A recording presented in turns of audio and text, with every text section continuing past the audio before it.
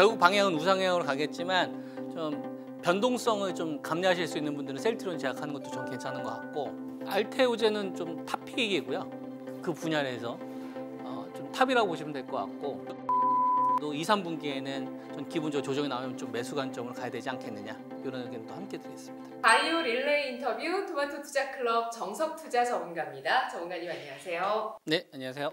그 중에서 이제 ADC가 가장 지금 시장에서 좀 핫한 거죠. 사실상 우리가 이 암세포를 제거하는 데 있어서 가장 검증된 대표적인 플랫폼이다 보니까 뭐 지금 시장에서는 핫하잖아요. 알테오젠이라든지 그다음에 이제 레오캠 바이오 관련된 이런 업체들이 대표기라고 볼 수 있는데, 이제 사실상 저는 거기서 조금 더 확장을 해서 SC 제형 변형이 우리가 좀 주목해야 될 포인트가 아니냐. 그래서 이 키워드를 저는 보고 있습니다.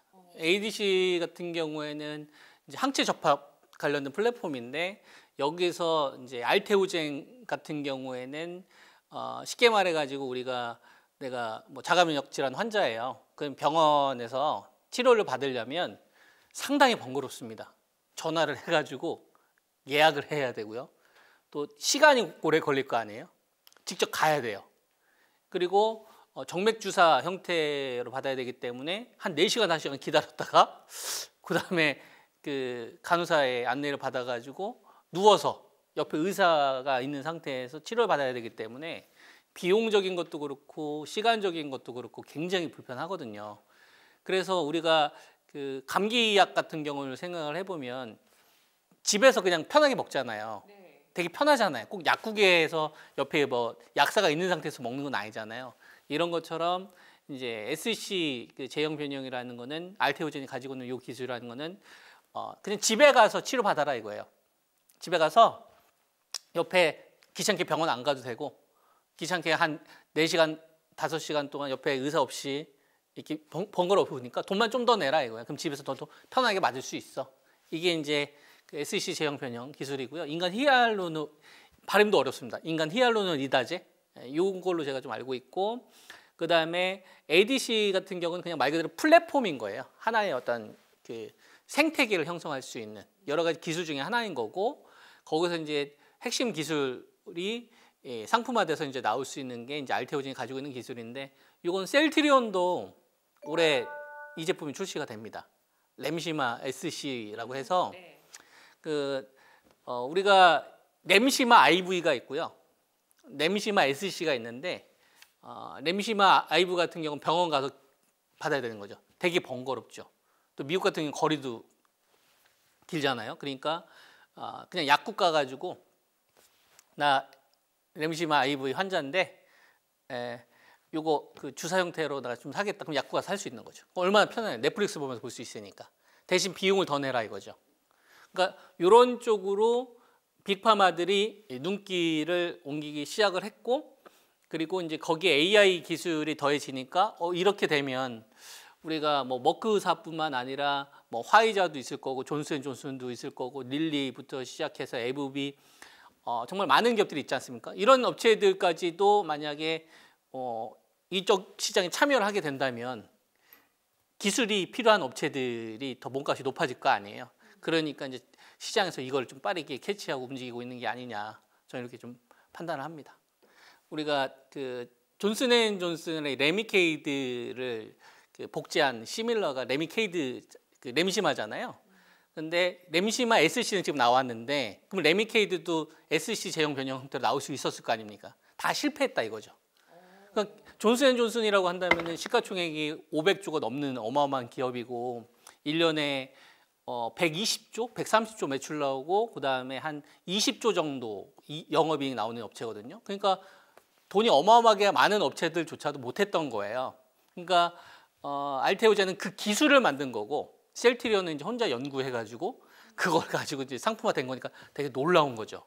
그러면은 이 시장을 독식해버리게 되면, 키트루다 같은 경우에는 이제 그 매출로 치게 되면 3위 안에 드니까, 이게 빅파마들 입장에서는 배가 아플 거 아니에요. 자기가 그 시장에 뛰어들어가지고 먹어야 되는데 먼저 선점하는 업체가 생겨버리면, 그러니까 가지고 있는 이 풍부한 현금을 가지고서 이제 투자를 하려고 하는 거죠. 이런 움직임에 좀 불을 지피게 된 상황인 겁니다. 그러니까 ADC의 몸값은 높아질 수밖에 없어요.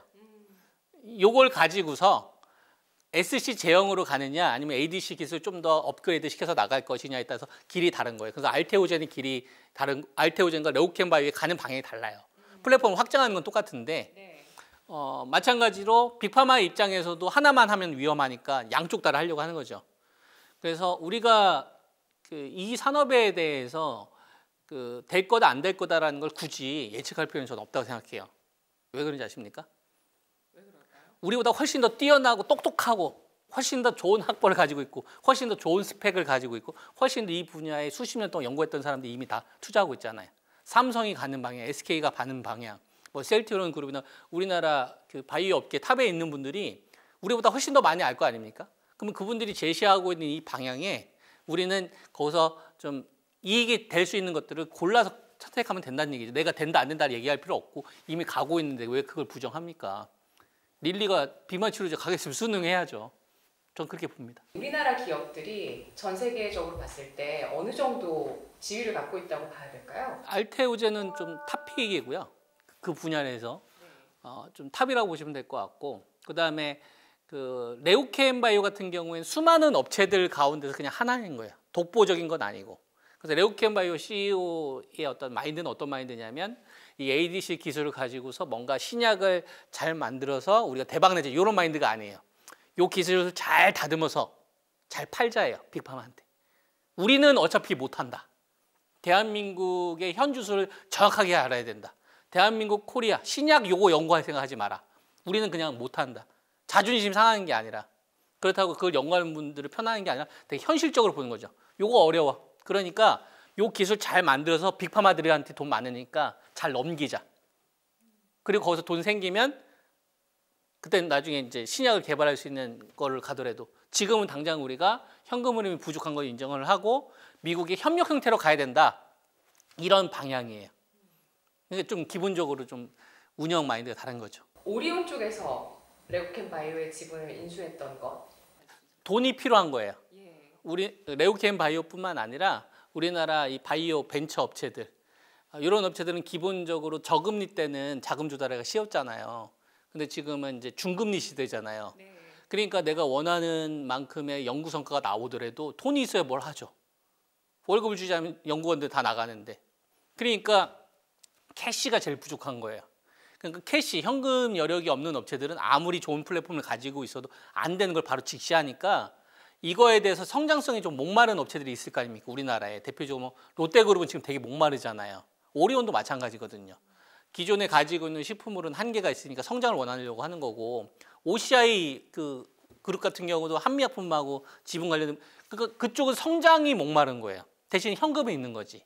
근데 바이오 업체들은 임상, 2상, 3상을 진행한 과정 속에 돈이 너무 많이 드니까 이런 아다리가 서로 이제 맞아 떨어지는 거지, 이해관계가. 그런 측면으로 바라봐야죠. 여기서 뭔가 대단한 게 아니라, 바이오는 지금 돈 필요하고 여기 돈 있는 업체들 돈 대주면 난 그거 넘겨서 난 같이 가겠다. 이런 방향으로 지금 대부분 다 방향이 바뀌었고, 현금 흐름이 부족한 업체들. 대신 현금 여력이 좀 있는, 이익 창출 능력이 좀 있는 업체들 있지 않습니까? 대표적으로 뭐 유한양행이라든지 셀트리온 그룹이라든지 삼성 바이오로직스 같은 경우 너희들한테 굳이 의지하지 않아도 돼. 우리 현금 충분하고 요거 가지고서 잘만 하면은 우리 큰 돈 벌 수 있어. 이런 방향으로 지금 나눠지고 있어요. 네. 그런 관점으로 기업들을 바라봐야 된다라고 봅니다. 제약바이오주 우려 요인은 뭐가 있을까요? 가장 큰 디스카운트는 금리 인상했을 때가 항상 어렵습니다. 그러니까 바이오는 금리 인상기에 투자하면 굉장히 어려워요. 그러니까 왜냐하면은 반도체나 배터리도 제가 릴레이 이 프로그램에 나왔지만, 반도체나 배터리 같은 경우에는 제조업의 성격을 가지고 있기 때문에 하다못해 그걸 가지고서 은행 가서 돈도 빌릴 수 있는 거고, 그리고 고객사 같은 경우가 정해져 있기 때문에 전방만 괜찮으면 이걸 가지고 회사채 발행을 해서 현금 조달하기가 상대적으로 수월하단 말이에요. 그러니까 우리가 멀티플을 매기기도 상대적으로 수월하죠.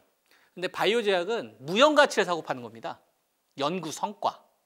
그리고 이 연구 성과는 오너도 몰라요. 오너도 반드시 성공할 거다라고 생각하는데 실패하는 경우가 많이 나와요. 바이오 제약은 그래요, 특히. 네. 그리고 돌발 변수가 항상 생겨요.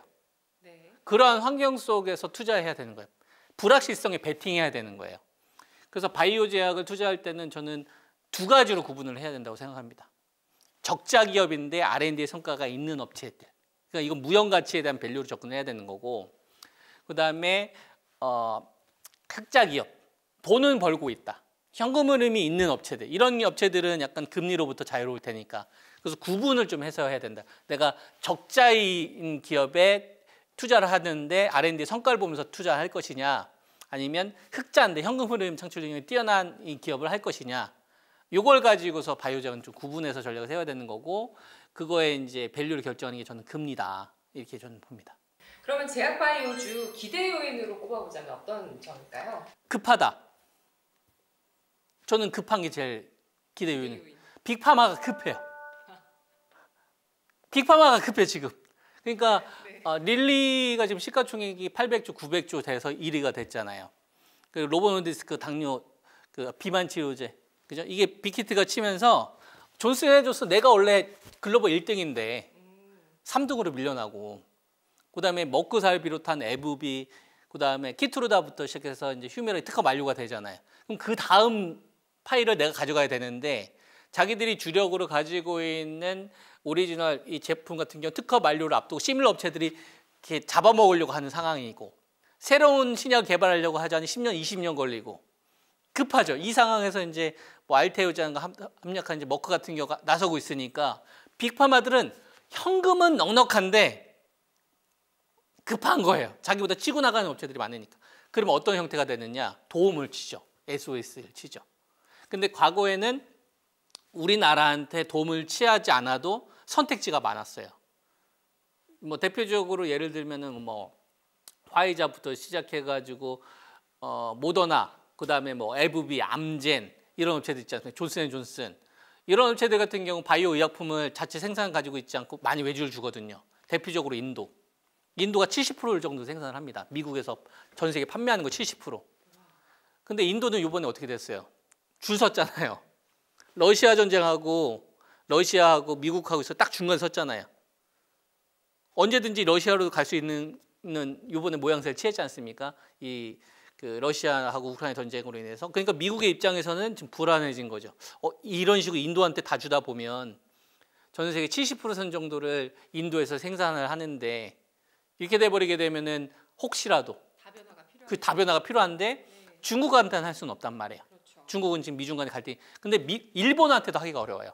왜? 일본 같은 경우에는 네. 신약 개발 이런 형태는 잘 안 되고, 다케다 제약 같은 이런 거 보면 주로 이제 제네릭 시장이 좀 하거나 R&D를 연구하는 분야가 우리나라랑 다릅니다.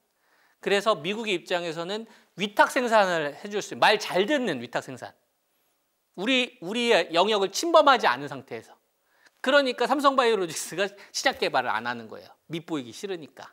그래서 이런 걸 비집고 들어가는 겁니다. 그러니까 최근에 빅파마로부터 CMO 계약이 그래서 나오는 거예요. 이게 이제 미국 빅파마가 정한 선인 거죠.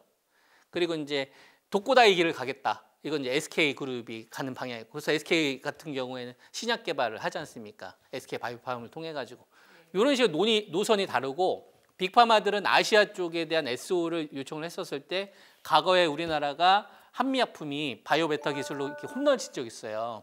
표적 항암제로. 그 이후에 대한민국의 그 R&D 성과가 표적 항암제에서 면역 항암제로 넘어오고, 이 넘어오는 과정 속에서의 이 성과들을 봤었기 때문에 초이스를 할 수 있을 만한 좀 좋은 기업들이 많이 있어요. 그런 것들이 금리 인상기에는 관심이 없었는데 이제 금리 인하기가 되니까 이렇게 이제 관심이 가는 거죠. 이렇게. 저는 적자 기업은 빼자 마인드에 기본적으로. 그거는 이제 그 깜냥이 안 된다, 쉽게 말해서. 그래서 어느 정도 좀 빅파마들하고의 어떤 이 비즈니스도 이어갈 수 있을 만큼 기술력은 이미 인정을 받아야 된다. 근데 인정을 받는다는 얘기가 어떤 의미일까요? 앵커님. 이 기업이 기술력이 좋다. 수주를 받거나 투자를 받거나 하는 거죠. 그렇죠, 맞아요. 네. 그러니까 이게 되게 앵커님이 되게 중요한 부분 찝었어요. 예를 들어서 날테우젠 우리 기술력 좋아. 네. 인간 히알루론이드 리드하자 이걸로 SG 제형 변형 기술할 수 있어. 이거 시총 10조 갈 수 있어. 안 중요하다는 얘기죠. 머크가 선택했네. 그래야지 인정. 무슨 말인지 이해되죠? 자, 셀트리온이 올해는 최고 해가 될 거야. 램시마 SC를 통해서 매출 크게 안 중요하고 허가 받았어? 오케이. 그러니까 회사가 자체적인 IR을 통해서 자기를 어필하는 건 안 중요하다는 얘기를 하는 거예요. 실질적인 성과가 나왔어야 되는 거예요. 그런 업체들 가운데에서 저는 포트를 좀 구성하셨으면 좋겠습니다. 네. 그러니까 뭐뭐 할 거다 카더라 이렇게 하면 안 돼요. 성과가 나와야 되고 그리고 그것이 지금 금리 인상기에는 찬밥 신세가 되었다가 금리 인하기가 되면서 관심을 보기 시작을 하고 빅파마들이 급하니까 급한 마음을 돈으로 돌려가지고 급한 마음 돈으로 주시겠습니까 하면서 유동성을 바이오 쪽으로 옮겨줄 수 있다면 작년도보다는 올해가 바이오 제약에 대한 멀티플을 높일 수 있는 한 해가 되지 않겠느냐. 그럼 여기에서 이제 종목을 좀 구성하면 된다고 보는 거죠. 실적 투톱 삼성바이오로직스, 셀트리온 꼽아봤습니다. 올해 실적 전망 좋았거든요, 둘 다. 네. 네, 올해 주가 어떻게 움직일지. 전 둘 다 사야 된다고 보는데 거기에 뭐 SK 바이오팜도 포함시켰으면 좋겠고 유한양행이나 한미약품 같은 기업들도 다 포함시켜야 된다고 봅니다. 그러니까 제가 그동안은 바이오 1등주만 하자고 해서 종근당은 왜 포함 안 시키십니까? 포함시키셔도 됩니다. 그 앵커님이 포함시키시면 시키셔도 되는데 하나 리서치는 어떨까요? 뭐 그것도 괜찮은 것 같아요. 근데 네. 그거에 대해서 이제 제가 어떤 식으로 답변을 드리자면 제가 그런 기업을 10년 넘게 추적은 안 했어요. 말씀하셨던 기업들에. 근데 앞서 이제 말씀드렸던 기업은 제가 10년 넘게 추적을 해왔기 때문에 그냥 제 능력 범위 안에 있는 거죠. 그래서 말씀을 드리는 거죠. 그게 나쁘다는 게 아니라 네네. 저는 돈 잃기 싫거든요. 예, 안정적으로 저는 계속 벌고 싶어서 그래서 뭐 배터리도 그렇고 반도체도 그렇고 신저가 때 사서 신고가 때 파는 거 많이 보여드렸지 않습니까? 그 바이오도 전 그렇게 하는 거죠. 네. 네. 그렇게 해야 되는데. 아, 좋아요. 이렇게 하시면 쉽은가요? 아니요, 쉽지 않아요. 이게 얘기하다 보면 길어지는데 많은 노력이 필요한 것 같습니다. 그러면 실적 위너, 주가 위너가 누가 될지라고 힌트를 좀 주신다면. 아니 힌트 안 주고 그냥 직설적으로 얘기할게요. 뭘 힌트예요? 방금 알테오제는 지금 대장이 됐다라고 보고 있고 이거는 보유자의 영역이라고 봅니다. 신규로 사세요라고 한다면은 단기 대응이 필수일 텐데 이 방송이 또 녹화로 나가는 거잖아요. 그러니까 이제 그건 현실성이 좀 떨어지지 않을까? 그래서 이제 알테오제는 보유하신 분들 축하드린다. 그리고 부럽다. 네, 부럽다. 느낌표 2개. 이것도 좀 포함을 좀 시키고 싶고요. 네. 자, 그다음에 삼성 바이오로직스 같은 경우에는 장단점이 있어요. 장점은 좀 안전한 거죠. 안전하게 좀 운용 금액이 좀 크신 분들은 좀 싸게 사두면 나중에 수익으로 전환될 수 있는 이런 포인트인데 좀 무겁죠. 장점이 더 단점이고요. 지금은 좀 싼 구간이라고. 저는 80만 원 이하에서는 사야 된다고 봅니다.